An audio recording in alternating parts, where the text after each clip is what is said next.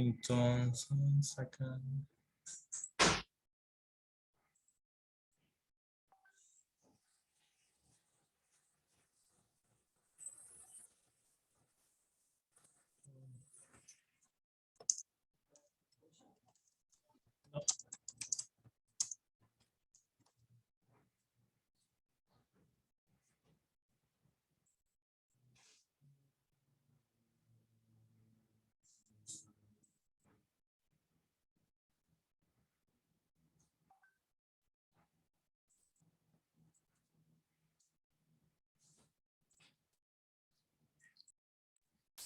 Bueno, entonces, por lo que señalaba, precisamente, o sea, los pronunciamientos de la Corte tienen que ver mucho con las ideas que están señalando ustedes y tiene que ver con el hecho de que solamente cuando se ponga, o sea, efectivamente en peligro la vida o la salud de las personas, por ejemplo.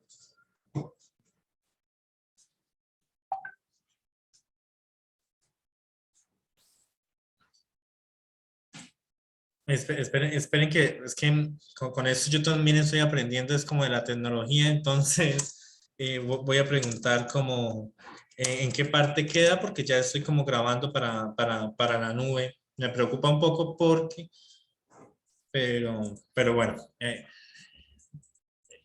Y bueno, y continuando, esto, no sé si hay alguna apreciación como al respecto por lo que le señalaba. O sea, efectivamente el compañero tiene razón y es, o sea, se podría realizar según los pronunciamientos de la Corte Constitucional, siempre y cuando efectivamente no esté en riesgo la vida o la salud, por ejemplo, de las personas. No sé si hay algún pronunciamiento al respecto.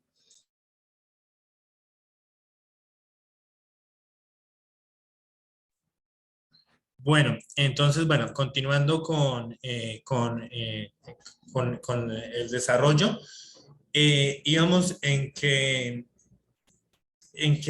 efectivamente tanto la negociación colectiva, que son de los elementos que nos atañen, como la huelga y la asociación, pues han sido ampliamente reconocidos y aceptados por el derecho internacional. Y entonces, al ser reconocidos por el derecho internacional, además de los pronunciamientos de la Corte Colombiana, de la Constitución colombiana, perdón, y de los tratados internacionales como derechos fundamentales, se considera que son esenciales como instrumentos para qué? Pues para el desarrollo de nuestras sociedades, para fomentar relaciones laborales democráticas, en el sentido de lo que decíamos, que buscan solucionar determinados conflictos laborales de carácter colectivo entre trabajadores y empleadores y que además se convierten en instrumentos indispensables para lograr el principio de lo que la OIT ha denominado los principios del trabajo decente, que son valores y principios fundantes del Estado Social de Derecho, al cual también Colombia, pues, mediante la Constitución, se atañe. Entonces, de ahí como la importancia, y eso tiene que ver mucho con la primera pregunta que yo formulaba orientadora en el foro, y es como el por qué, digamos, el papel de la negociación colectiva o qué tiene, o qué incidencia tiene, digamos, el ordenamiento internacional y después la herencia de Colombia dentro de la Constitución, el hecho de que, digamos que los tratados internacionales, la misma Constitución sean derechos fundamentales, que se considere que son esenciales para construir sociedades, para las relaciones democráticas, que son instrumentos indispensables para lograr el trabajo decente y que son valores y principios fundantes del Estado social de derecho, ¿no? Básicamente esa es como la respuesta que de luego la pueden profundizar. Y luego ya cuando entramos a ver, digamos que por eso el título también habla de jurisprudencia, y es porque básicamente el derecho a la negociación colectiva no solamente está erigido en la Constitución Política de Colombia, sino que tiene un fundamento legal, y ese fundamento legal se ha regulado de manera histórica, por ejemplo, a través de la Ley 27 del año 1976, o de la Ley 524 del año 1999, o de la Ley 411 de 1997. En el primero de los casos, cuando nos remitimos a la ley 27 de 1976, se hizo cuando se aprobó el Convenio Internacional del Trabajo, que era relativo, digamos, a la aplicación de cuáles son los principios del derecho de sindicación y de negociación colectiva, que a partir del Convenio 98, que fue adoptado por la Conferencia General de la Organización Internacional del Trabajo, que se reunieron en Ginebra en el año 1949, pero luego ya en 1976, pues se basaron como en ese convenio para aprobar el convenio relativo a la aplicación de los derechos de sindicación y de negociación colectiva. Y luego la ley 524 del año 1999 también es muy importante en el sentido de que, digamos, permitió aprobar el convenio número 54 sobre cómo se fundamentaba la negociación colectiva, y eso fue, digamos, también fue adoptado por la 67ª, bueno, 67ª reunión que se dio de la Conferencia General de la Organización Internacional del Trabajo. Entonces, si vemos todos estos como pronunciamientos o por decirlos como afianzamientos dentro del orden nacional, obedecen a unas reuniones internacionales que hubo antes, en las que se reunían básicamente para ver cómo fomentar el derecho de negociación colectiva, el derecho de sindicación, el derecho de asociación, los procedimientos para determinar que las condiciones del empleo se den en la administración pública, para el caso particular de la ley 411 de 1997.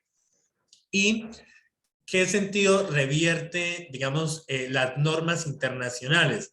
Entonces, primero, por la adherencia que ya hemos dicho, pero entonces, ¿qué son las normas internacionales en sí mismas? Es otro elemento que vale la pena como abordar, y es que las normas internacionales son aquellos instrumentos jurídicos que han sido elaborados por los mandantes de la OIT, los que el compañero mencionaba nuevamente, lo que tiene que ver con el gobierno, los empleadores y los trabajadores. ¿Y para qué se han, digamos, elaborado estas normas internacionales? Pues con el objetivo de enunciar los principios y derechos fundamentales en el trabajo. De ahí que lo que el compañero señalaba de que, digamos, estos convenios o, digamos, un sindicato o una organización de parte de los empleadores, pues no puede ir en contra de los derechos fundamentales del trabajo, toda vez que los objetivos son enunciar cuáles son los principios y derechos fundamentales en el trabajo y de reglamentar esos ámbitos del mundo laboral e incluso a nivel internacional. Normalmente las normas revisten este carácter principalmente de convenios y recomendaciones, pero la OIT también, que es importante señalarlo, que adopta otros instrumentos dentro de los cuales se habla en el material, como son las declaraciones y las resoluciones, donde hay manifiestos oficiales, es decir, como unos documentos que reafirman la importancia que los mandantes otorgan a los principios y valores. Están como reafirmando o ratificando, digamos, todos estos elementos, pero normalmente, bueno, vuelvo y señalo que se adoptan es como las declaraciones y las resoluciones. Y desde la constitución de la Organización Internacional del Trabajo, pues la negociación colectiva ha cobrado o ha revertido la importancia de un derecho fundamental que incluso fue reafirmado en la Declaración de los Derechos Fundamentales del Trabajo, que se dio en el año 1998, donde se reconoció como principio y derecho fundamental tanto a la libertad sindical como a los otros derechos que he mencionado, es decir, la asociación y el derecho a negociación colectiva, entendiendo que la negociación colectiva va a ser un mecanismo fundamental. ¿Para qué? Pues para generar un diálogo social que se constituye como el elemento principal para fomentar buenas relaciones. Y este principio se ha expresado en dos convenios que son el convenio número 87 de 1948 y el número 98 de 1949. Digamos que pueden profundizar sobre estos elementos, pero son muy largos, entonces yo voy a ofrecer es como una especie de generalidades. Y bueno, igual cualquier pregunta estoy atento. pero así como en convenios técnicos también, como el número 154 y recomendaciones conexas, pues se han dado en la misma línea de lo que mencionaba anteriormente para complementar esos convenios o para ratificarlos o para reafirmarlos. Entonces, simplemente por el hecho de que un Estado sea parte de la Organización Internacional del Trabajo, eh, digamos, aun cuando no haya ratificado los convenios, ya tiene un compromiso que deriva, digamos, un compromiso de respetar y de hacer realidad aquello que se haya ratificado. O sea, aun cuando el Estado diga, no, no lo he ratificado, pues tiene un compromiso porque hace parte de la Organización Internacional del Trabajo y se supone que los elementos que son creados desde allí, pues tienen como sustento lo que digo, el mejoramiento de las relaciones laborales. Además, confiando, digamos, en la buena fe y en la voluntad que tiene la Constitución. En el caso colombiano, los principios que son relativos o referentes a los derechos fundamentales en el trabajo, pues básicamente se han ratificado. Es decir, que existe una obligación para la implementación tanto en un sentido de legislar o de crear normas acordes a ellos, pero también en el sentido de la implementación, es decir, de la práctica, de lo que el compañero mencionaba como una falencia que efectivamente se ha dado y que yo consideraba que tiene que ver un poco con el tema cultural y que las mismas instituciones como han obedecido al derecho laboral, pero efectivamente pues debiera darse, o debieran garantizarse. Y bueno, ya es, digamos, cuando nos hablan ahí en la lectura de los convenios 87, ya mencionan, digamos, como la estructura de este convenio en lo referente a la libertad sindical, o sea, como los elementos que hacen parte de este convenio, de la protección del derecho de sindicalizarse, de otras disposiciones. Y desde luego, o sea, yo sé que ustedes se estarán preguntando que por qué si existe esa protección del derecho de sindicalizarse, hay como una infracción acerca de todos estos derechos y tiene que ver pues nuevamente con lo cultural, con las mismas estructuras del Estado, con los intereses mismos del Estado, del sector empresarial, pero no quiere decir que no estén garantizados, al menos en el sentido incluso eh, legal y que no debieran darse. Al contrario, creo que uno de los propósitos incluso de tener estos espacios de apropiación hace parte de la estrategia de apropiación con el fin de garantizar estos espacios y que como en muchas ocasiones que, o sea, no nos quiten esos derechos por el desconocimiento que podamos llegar a tener. Y digamos que en el artículo 1 nuevamente de este convenio que les está hablando del 87, pues se habla de la obligación de poner en práctica las disposiciones de los otros artículos. Entonces ya en el artículo 2, por ejemplo, se habla del derecho de constituir las organizaciones que se estimen convenientes, así como el derecho de afiliarse a esas organizaciones con la sola condición de, pues, sí, de observar o de regirse bajo los estatutos de las mismas. Ya en el artículo 3, por ejemplo, se habla del derecho de redactar los estatutos y de reglamentos administrativos, de elegir libremente a los representantes, es decir, que no haya ningún tipo de coacción, de organizar la administración y las actividades y de formular programas de acción, es decir, como el paso a paso que va a seguir la organización. Eh, nuevamente ahí como que se hace, digamos que se menciona que las autoridades públicas deben, digamos, abstenerse de entorpecer, digamos, o hacer o realizar intervenciones que puedan limitar el ejercicio legal del derecho a la negociación y el derecho también de lo que estamos hablando de la asociación como tal.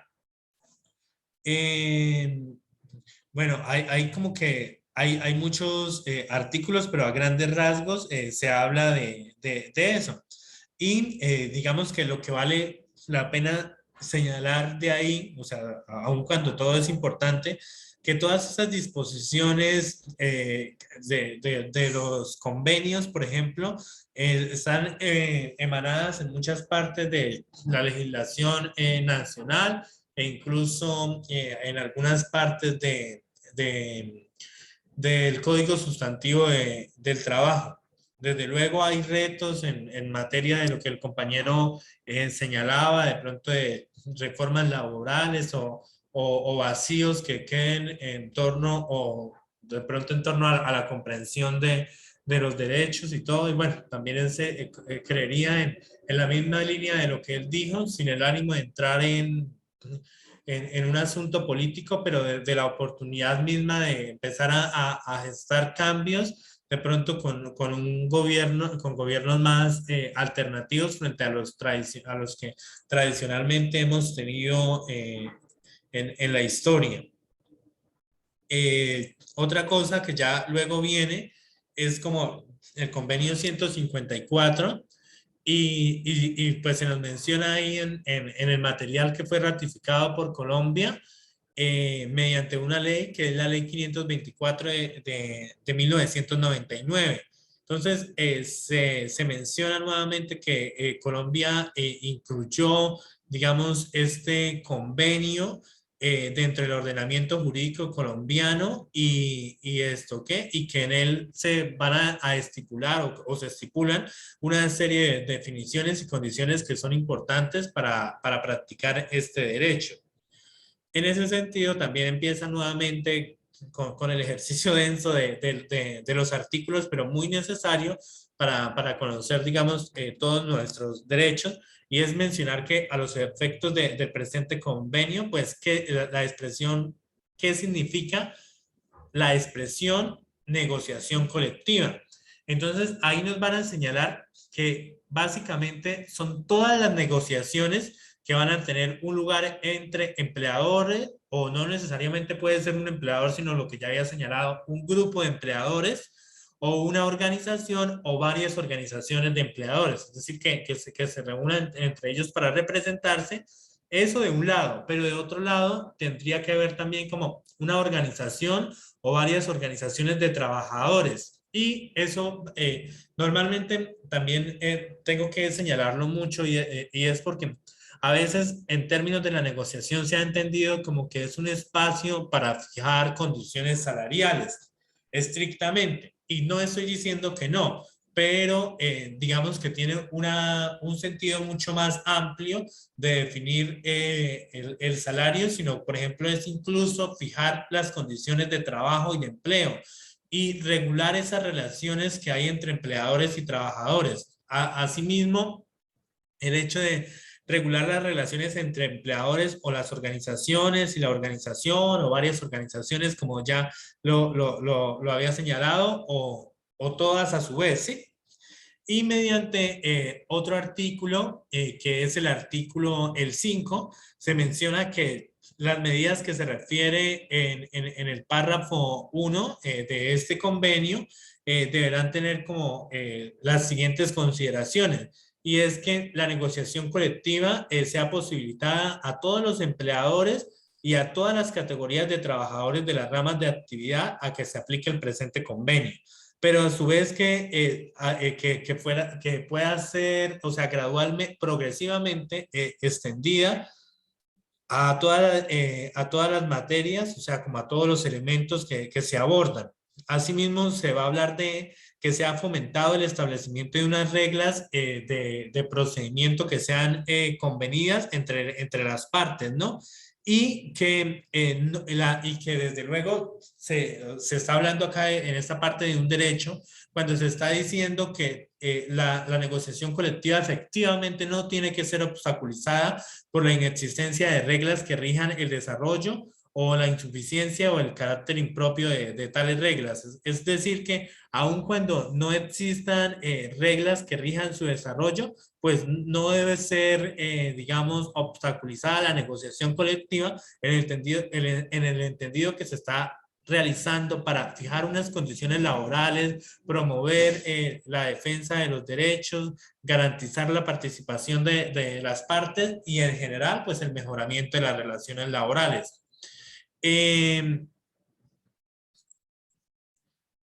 ese caso también hay, digamos, como que una serie de disposiciones que también ustedes pueden ver en el apartado donde aparece un individuo en el cual están por un lado las disposiciones y por otro lado la legislación nacional. Esto es como para enmarcar o para señalar lo que ya he dicho como de aquella articulación o aquel trabajo conjunto que se erige a partir de las disposiciones internacionales, pero también de las nacionales. Posteriormente, entrábamos al convenio 151 de la Organización Internacional del Trabajo. Este fue ratificado previamente porque fue desde el año 1976, básicamente a partir de la ley 27. Y este convenio, ¿por qué resulta muy importante? Y es porque habla sobre los procedimientos para determinar cuáles son las condiciones de empleo de la administración pública y de la negociación colectiva. Entonces ahí también se empiezan a mencionar los artículos, entonces dice a quiénes se deberá aplicar y en ese caso se señala que este convenio se deberá aplicar sobre todo las personas empleadas que por la administración pública en la medida que, digamos, no hay otras disposiciones internacionales de trabajo que los consideran. Digamos que este hace énfasis en la administración pública de cierta manera. Y la legislación nacional debe actuar en concordancia con ello, determinando hasta qué punto las garantías previstas en este convenio se deben aplicar a los empleados de alto nivel. Que digamos que por la función se consideren que tienen o que ejercen una especie de poder decisorio o desempeñar cargos directivos en el sentido de pues que hay una condición de poder, ¿no? Y también la legislación nacional deberá determinar hasta qué punto las garantías previstas en este convenio son aplicables a las Fuerzas Armadas y a la policía. O sea, hasta aquí como que se pudiera considerar como, que existe como un obstáculo o una limitación. Entonces, en ese mismo sentido, la legislación nacional debe determinar hasta qué punto esas garantías de este convenio son aplicables a estas dos instituciones. Por el lado del artículo 2, entonces ya se empieza a hablar de la expresión de empleado público y pues tiene que ver también con lo mismo que acabé de señalar, con ejercicios de administración, de poder, de garantías y que pues tienen una connotación particularmente del concepto de lo público. Jorge. Sí, señor. Tengo una pregunta. ¿Por qué en Colombia, por ejemplo, la policía no tiene libre asociación? Si, por ejemplo, Estados Unidos, que es un país el más democrático del mundo, sí lo tiene. Y creo que al no tenerlo, Colombia choca con la constitución política. Pues es que, digamos, también sería como una herramienta de doble filo, ¿no? O sea, en el sentido de que también es un organismo que, por ejemplo, en algunos casos llega a ser decisorio, ¿no? De lo mismo que estamos diciendo. Entonces sería como un organismo de doble filo. Entonces, digamos que en Colombia no ha sido posibilitada, pero más allá de que no haya sido posibilitada, lo que dice en sí misma la norma es que la legislación debe determinar o sea, si se puede dar o no se puede dar. No es que no es que el convenio lo esté prohibiendo, sino que le dan como esa especie de facultad a cada país de adoptarlo o de no adoptarlo, ¿no? Que eso es lo que dice efectivamente el convenio. Y bueno, o sea, de pronto el ejercicio de la libre asociación en Colombia no se ha dado, pero no sé, creería yo que también o sea, los peligros que implicaría también, también es eso mismo. Y bueno, hay también como otros conceptos que también tienen que ver con el subtema del derecho de asociación, que está como el concepto 48.851 de 2020, donde se menciona precisamente que los servidores públicos que no gozan, o sea, a raíz de ellos, o sea, lo que quiero decir es que a raíz de ellos se han emanado también como otras disposiciones legales. Y en este concepto básicamente se menciona que los únicos servidores públicos que no van a gozar del derecho de asociación, pues son los miembros de la fuerza pública. Sí, o sea, básicamente es como ¿Me, por eso, ¿no? me repite el concepto, Jorge, que nombró? Sí, señor. El concepto que acabo de mencionar es el concepto 48.851 de 2020, el cual fue, digamos, otorgado, señalado por el Departamento Administrativo de la Función Pública. Digamos que en ese concepto básicamente lo que se aborda es la negociación colectiva, el derecho de asociación sindical y se mencionan como, bueno, se hace énfasis en todos esos elementos. También lo mismo que hablamos de la densidad, empieza con artículo 1, 2, 3 y empieza señalando, digamos, como el porqué. Entonces podría, digamos, si quieren, voy a pasar acá como en el grupo el link donde está, para de pronto si si lo quiere profundizar. Ahora, bueno, siguiendo en la misma línea, dice que los empleados públicos de todas formas deberán gozar de protección adecuada contra los actos de discriminación antisindical en relación con su empleo y que la protección que estoy hablando, o sea, contra esos actos de discriminación antisindical, tiene que estar dado o digamos, tiene que darse en el sentido de sujetar el empleo del empleado público a la condición de que no se afilie a una organización de empleados públicos o a que deje de ser miembro de ellas. Entonces, es lo que le estoy diciendo, o sea, eso es lo que nos dice el convenio. Sin embargo, como que da la directriz a los gobiernos. Y que despedir a un empleado público o perjudicarlo de alguna manera a causa de cuando se afilia a una organización de empleos públicos o de su participación en las actividades normales, pues no debiera darse. Entonces, debe darse como una especie de protección, una especie no, debe darse protección frente a los actos de asociación de los organismos, de las organizaciones de empleados públicos. También habla de que el hecho de que pertenezca a una organización de empleados públicos, pues eso ya de por sí me está dando una independencia respecto a mi ejercicio como autoridad pública. O sea, que no responden a mismos objetivos. Antes, al contrario, las organizaciones pueden darse para defender las causas o las condiciones de empleo valga la redundancia, de los empleados públicos. Y que las organizaciones de empleados públicos deben gozar de una adecuada protección contra esos actos de injerencia de autoridades públicas, o sea, que quieran intervenir en el sentido de cómo deben constituirse, cómo deben funcionarse, cuál debe ser el tipo de administración.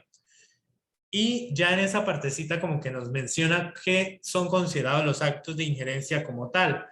Y esto, entonces, ahí, y cuando hablo de esto, pues me refiero principalmente a aquellos que están, digamos, encaminados, por ejemplo, a sostener económicamente o en otra forma a organizaciones de empleados públicos, con objeto de que, por ejemplo, esa organización coja el control de una autoridad pública, ¿sí? O sea, no es el objetivo que se inmiscuyan o que terminen afectando los ejercicios de la labor de la autoridad pública. Asimismo, deberá concederse a los representantes de esas organizaciones reconocidas de empleados públicos unas facilidades que tienen que ver con el desempeño eficaz de las funciones durante las horas de trabajo o fuera de ellas, que es también un ejercicio pues, sindical que ha sido permitido, que tiene que ver, por ejemplo, con el caso de cuando se desarrollan otras actividades que deben garantizarse a través de permiso sindical, toda vez pues que se está actuando en concominancia de los derechos, de los derechos laborales.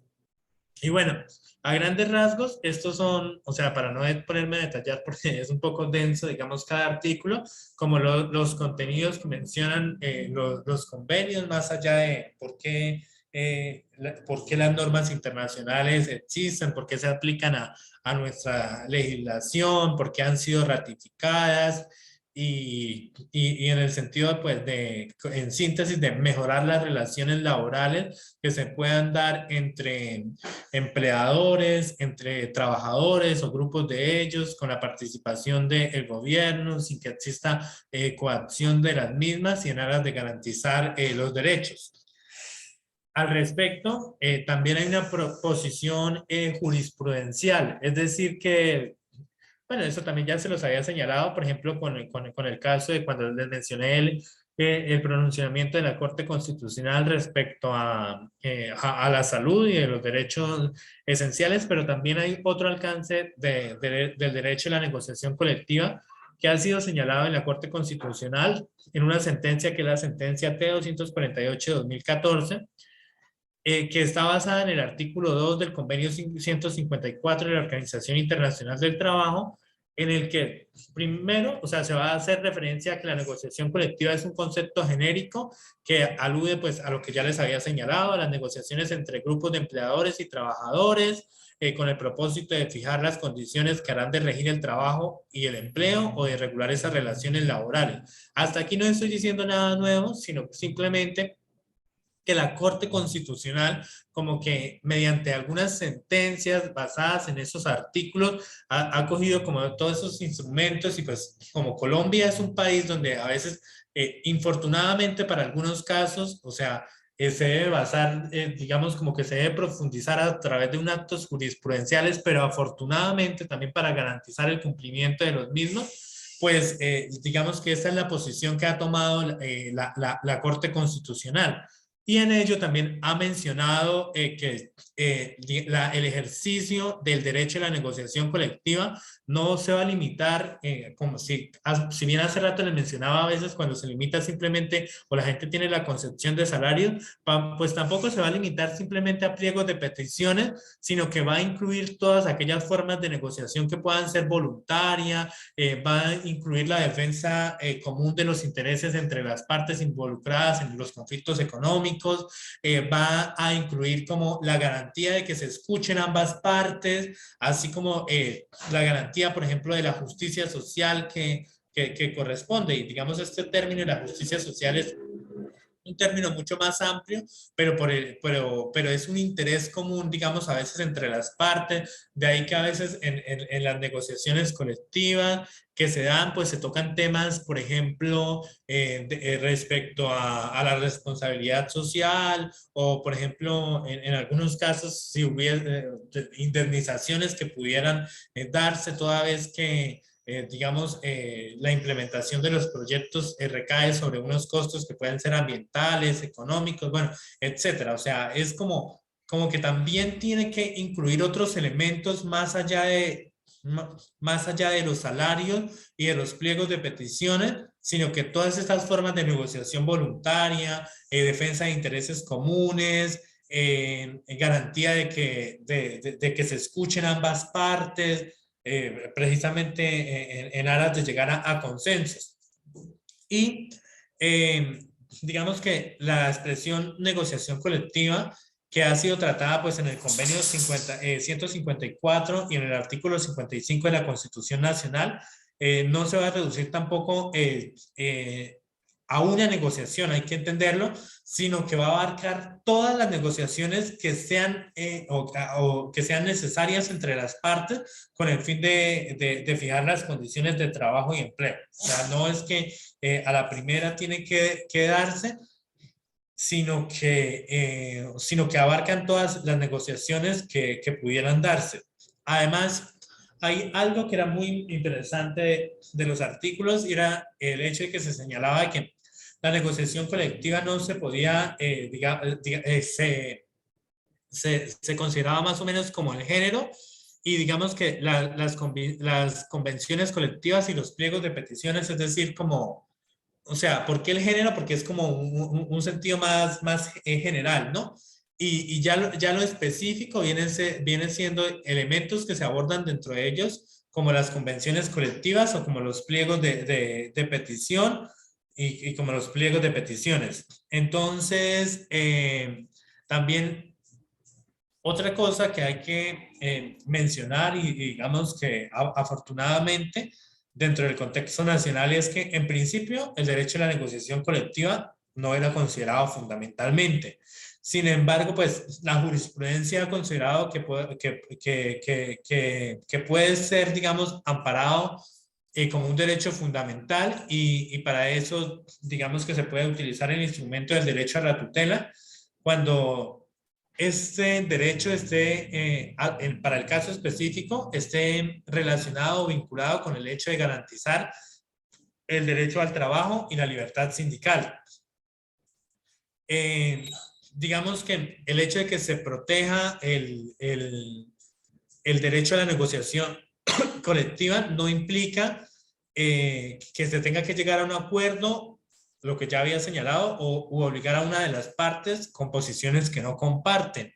Pues lo que se busca, digamos, es garantizar el inicio de conversaciones correspondientes sin importar que puedan darse dentro de determinados espacios. O sea que tampoco debemos ser víctimas de la coacción y querer como resultados de uno u otro momento. Y ya, digamos, como que señalando las utilidades de las normas internacionales, de la legislación interna y de la jurisprudencia, se señalaba que, digamos que, ¿cuál es la utilidad o la importancia de eso? Es que de la norma internacional, de lo que está erigido en la constitución política, de los pronunciamientos de la jurisprudencia, pues que esto va a ser el sustento o el fundamento de las normas aplicables en materia de negociación colectiva que van a partir de un ordenamiento internacional hasta llegar al caso de la legislación colombiana. O sea que como que nos basamos de un nivel macro hasta llegar a un nivel micro y que vamos a considerar por solo ese hecho que las normas constituyen el deber ser, es decir, como el carácter normativo.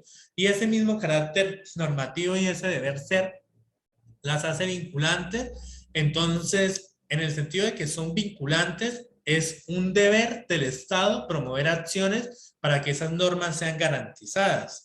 Y pues digamos que es un deber del Estado, bueno, en cabeza de las diferentes entidades, pero abordando, por ejemplo, del mismo Ministerio del Trabajo, de promover acciones para que, digamos, las normas laborales sean aplicadas. O no solamente basándonos en el Ministerio del Trabajo, sino, por ejemplo, en el caso del Ministerio de Salud, en todos los ministerios con, digamos, con el carácter laboral que implica o entendiendo, por ejemplo, que el derecho laboral o la regulación pues aborda también el sistema de gestión de riesgos laborales, que el cual es amplio, bueno, el tema del acceso a la salud.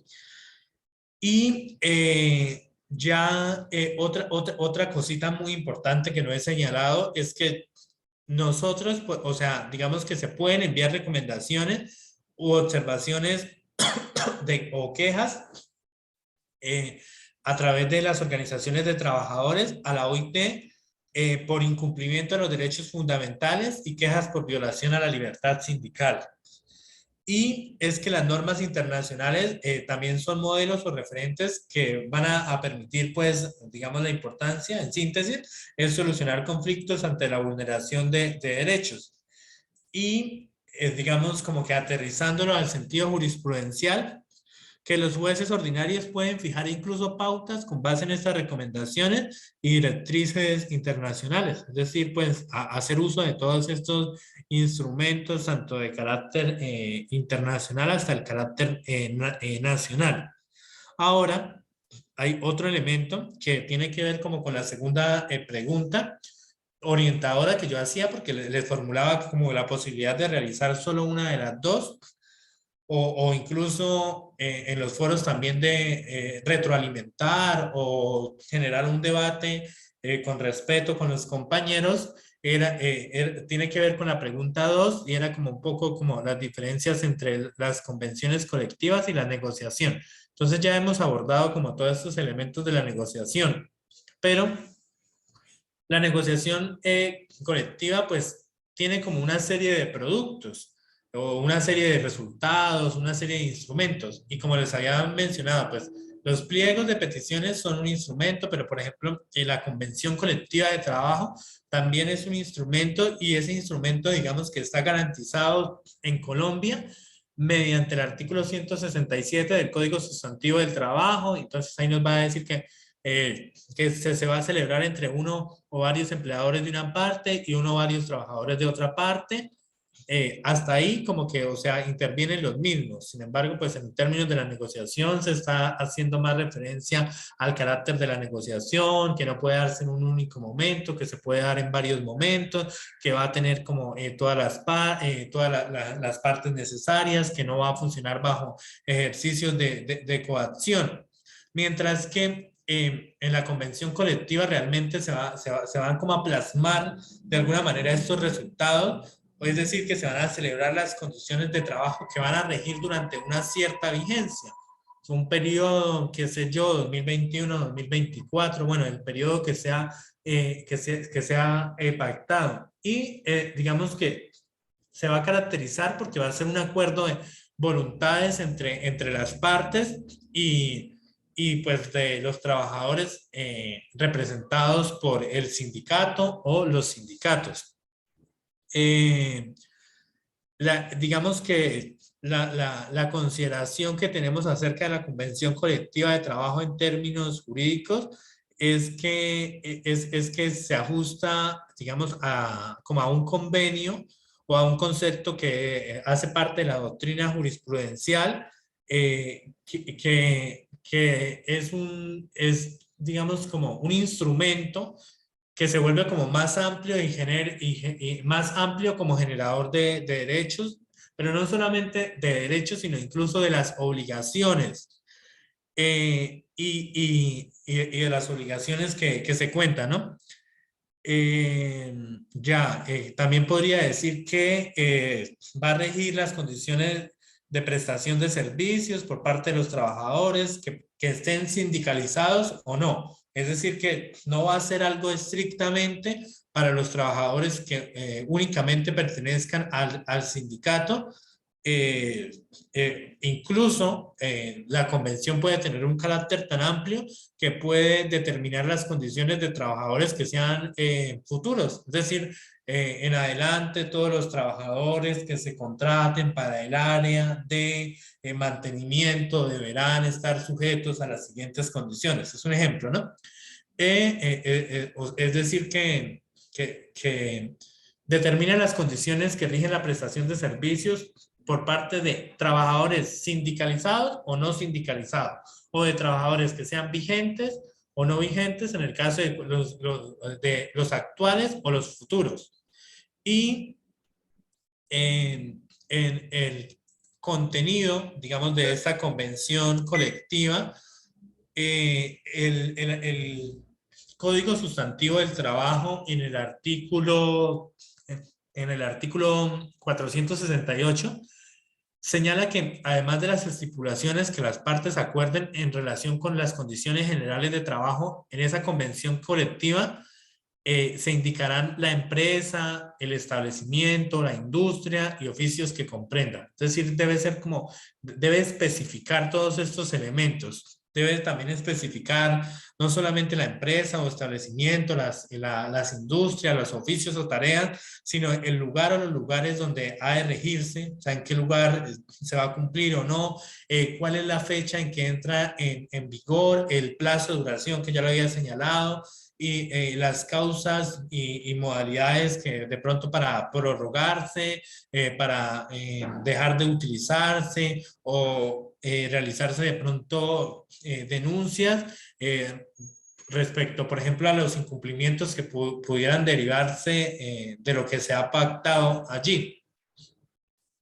Y en relación con el contenido, hay otra cosa que es fundamental de señalar, y es que en las convenciones colectivas básicamente hay dos clases de cláusulas. Primero, tienen que ver con las normativas y segundo, con las obligacionales. Entonces, las normativas pues van a regular como, son esas normas que van a regular las condiciones, los derechos y obligaciones de los sujetos de la convención colectiva, de los trabajadores sindicalizados y es decir, por ejemplo, pueden haber disposiciones sobre los auxilios para sindicatos, para una federación, una confederación, para los suministros de sedes sindicales. Mientras que aquellas que tienen que ver con las cláusulas de origen obligacional hacen referencia a los derechos y obligaciones de los sujetos que son de los sujetos que son, bueno, de los individuos que son sujetos del contrato de trabajo, es decir, que hacen referencia a las condiciones generales de trabajo que servirán para como fundamento para el desarrollo y aplicación del contrato de trabajo individualmente considerado por las personas. Disculpe, Jorge. Y, dime. Jorge, una pregunta, qué pena que interrumpa. Esto pues también lo viene en el primer módulo, el tema que usted mencionaba de los auxilios que deben garantizar el empleador o la empresa para las organizaciones sindicales, para su funcionamiento, como también lo de la sede sindical.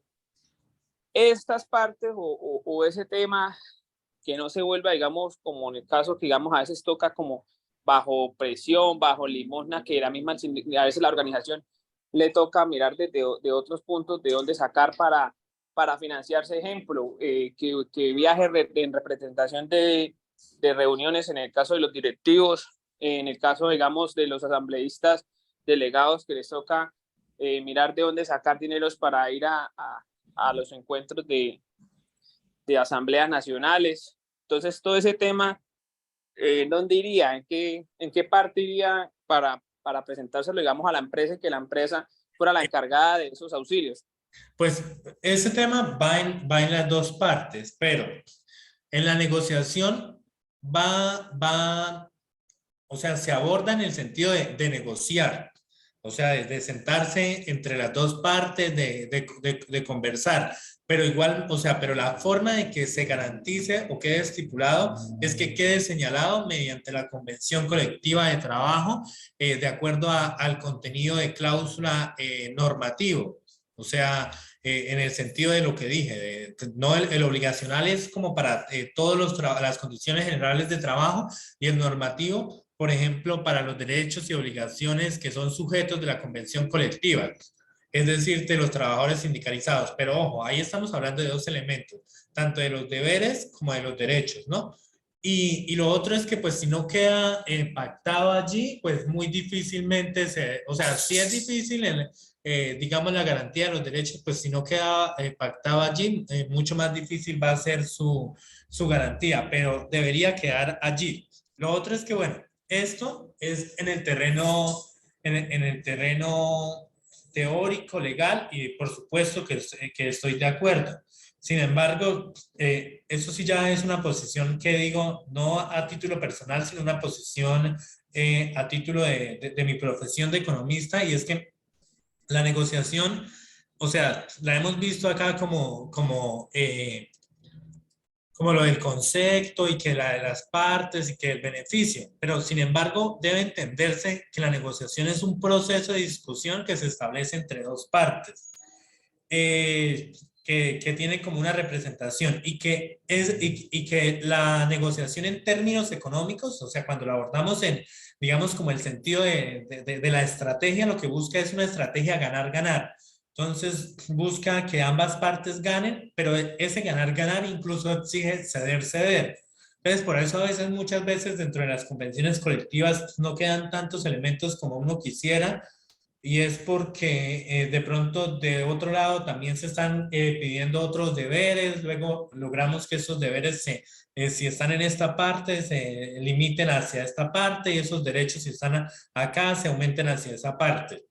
Entonces, bueno, con esto no estoy diciendo que no debiera darse ni que no debiera acordarse, sino que pues los resultados de la negociación y de lo que se plasma en la negociación colectiva obedecen también a ese carácter práctico o que se da a veces en los mecanismos de negociación, incluso cuando van acompañados de otros instrumentos. Por ejemplo, si ha habido como huelgas o cosas que acompañan al proceso. Ojo, también con eso no les estoy diciendo que deba darse una huelga para darse un proceso de negociación, sino que son como todos estos mecanismos que logran hacer como presión, digamos, política o injerencia para que estos elementos como que queden contemplados. Y pues la importancia es que todos estos elementos queden digamos, establecidos dentro del contenido de la convención como tal. Bueno, de otro lado... Pero usted menciona algo, que pena le interrumpa, algo que me pareció pues también que tengo ahí la duda. Usted dice que en la negociación también tiene que haber esa parte de ceder en ambas partes, ceder en ambas partes, ¿sí? Sí, en el caso de nosotros que tenemos una convención ya, y sería, digamos, una posible renegociación de esa misma convención. No, pero yo me refiero, digamos, en este caso estoy hablando de ceder como respecto a lo que se está pidiendo que es novedoso. O sea, en ningún caso la negociación la negociación y menos los resultados que en ella se plasmen deberían significar un retroceso en las condiciones de los trabajadores. Que conozco el caso también, porque eso también es cierto, de muchas veces de convenciones que han dado lugar a ese retroceso, pero en principio, como el objetivo de la negociación es garantizar los derechos, pues no debieran ir en contra de los derechos de los trabajadores. No sé si me hago entender. Sí, sí lo entiendo, Jorge. Sino lo digamos es que ahí es donde va el punto de diferencia cuando no hay un acuerdo en ambas partes, que luego, digamos, llegas a la última instancia que lo defina el árbitro o los árbitros que se nombran. Ellos van a sopesar pues el tema ya de criterio personal de ellos, qué es lo que es desfavorable y qué no es desfavorable. Porque un ejemplo, en el caso nosotros tenemos varios puntos económicos extralegales de los cuales pues la empresa ha manifestado claramente, por lo menos el tema de promedios, que dice que cómo es posible que se esté trabajando con liquidar sobre promedios de esas primas, que a veces financieramente es insostenible cuando son puntos que se pactaron hace más de 20 años. Y esa es como la incertidumbre que hay en la negociación. O sea, es la particular la que yo tengo. Lo hablo de manera personal. Digamos, en una posible negociación vamos a hablar de los puntos económicos que tiene la convención. Entonces, vamos a ir a pedir algo, pues obviamente con el conocimiento y asesorados de la parte financiera y mirando las utilidades netas de la compañía y sin afectar obviamente el patrón y como usted mencionaba antes, que sea un gana y gana, es donde la empresa muy seguramente se pueda llegar a pegar del tema de los promedios, del tema de económico. ¿Sí? Sí.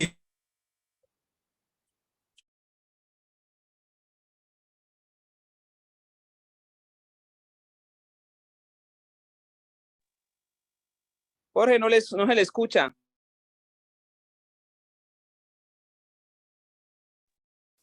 Sí, perfecto, perdón.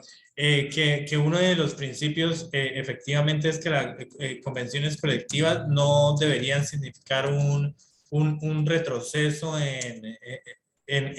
o sea, ni siquiera es en respecto a la convención anterior, sino respecto a los derechos laborales, a los derechos de los trabajadores. Entonces, evidentemente en la práctica es cierto que muchas veces se atribuye a términos de insostenibilidad financiera, y digamos que todo eso como que lleva a afectar, pero pues también de ahí es la importancia, y es algo que usted señalaba, y es como de no obedecer como a mecanismos de coacción, o que incluso si se debiera darse un tiempo más, o sea, en ningún caso, como lo he señalado, tiene que ser algo impuesto, sino que tiene que ser un acuerdo de voluntad entre las partes. Entonces, hasta que las dos partes no estuvieran como de acuerdo, pues no debería, digamos, firmarse, incluso cuando implique muchos encuentros más. Pero sí, infortunadamente también conozco, digamos, casos de esos temas en particular, por ejemplo, en el sector de La Palma, donde uno habla con trabajadores y le comentan a uno del retroceso que hubo en disposiciones.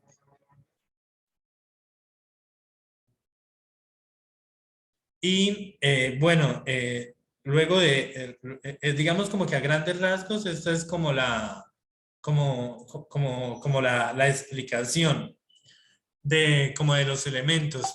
Habría, bueno, hay como el quiz que está, pero digamos que yo preferiría un poquito que ampliáramos más como en la próxima clase, no, que va a ser la clase como tal, la clase magistral. Digamos que yo acá les dije, que los bombardeé de mucha información y les di muchos elementos, pero la idea es analizar y leer, bueno, desde luego, y digamos contar con la exposición del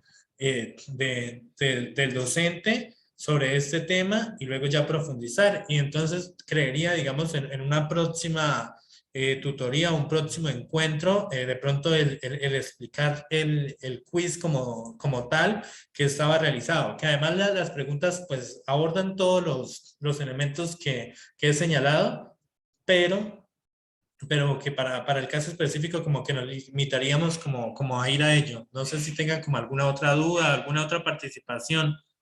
Por favor, alguien diferente que desde luego valoro mucho la participación del compañero Jairo Alonso, pero alguna otra intervención, o qué opinan, o alguna duda, o si quedó todo claro. Bueno, igual esto es como un abrebocas, porque repito, vamos a tener la clase magistral y luego seguimos profundizando. La idea es que todos estos conceptos queden como arraigados de alguna manera, pero bueno, agradezco cualquier duda, inquietud, apreciación o comentario.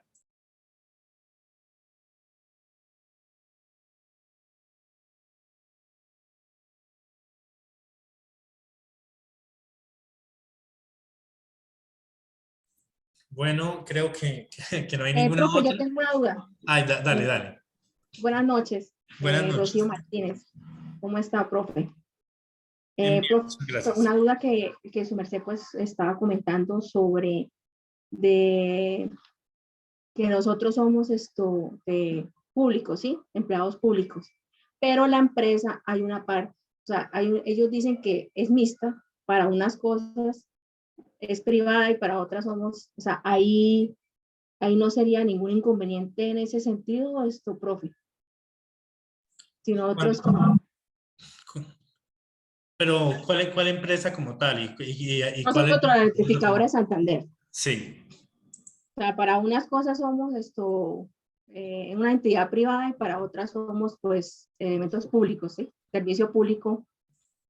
Pues se regiría en los elementos de privados, o sea, digamos que competan. Pero, por ejemplo, yo acá no estaba diciendo, o sea, lo que más estaba, o sea, el ejercicio que más estaba queriendo decir es que Sí, a fin de garantizar, digamos, dentro de lo público se ha dado como otra serie de ordenamiento, pero ese, digamos, ordenamiento como que excluye en muchos casos es a las autoridades o fuerzas militares, que también el objetivo es que cuando es público no tenga de pronto injerencia sobre un cargo, una dependencia, que uno vaya a lograr como el control del poder o de las formas de contratación. No sé si me hago entender, pero de todas formas, o sea, como tal, deben garantizarse ciertos derechos y debe ser pues una negociación entre las partes que señale como tal.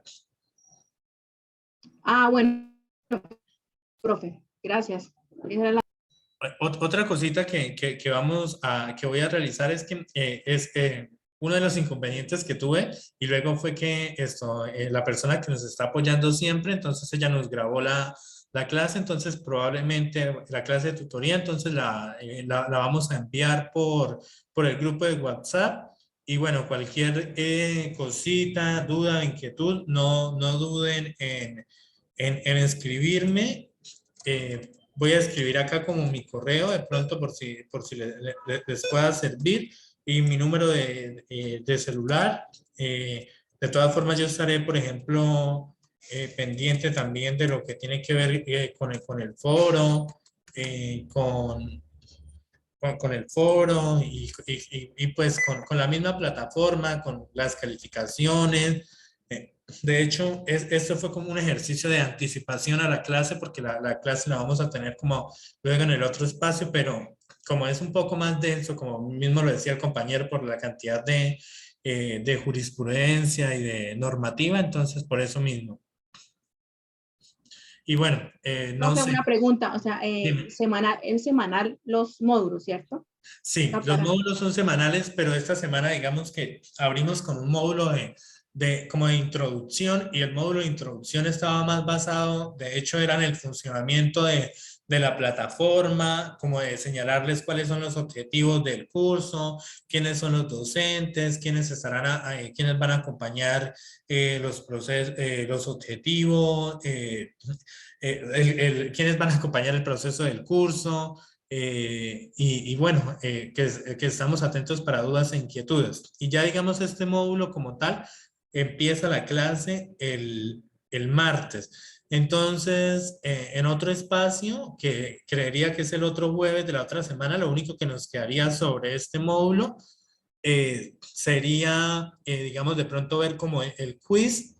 Y de igual manera, si les quedó como alguna duda e inquietud, el día martes que tengan la clase ya magistral como tal, pues van a poder hacer uso de un espacio de dudas, inquietudes, y más adelante, a partir del módulo 3, vamos a hacer ejercicios de carácter práctico.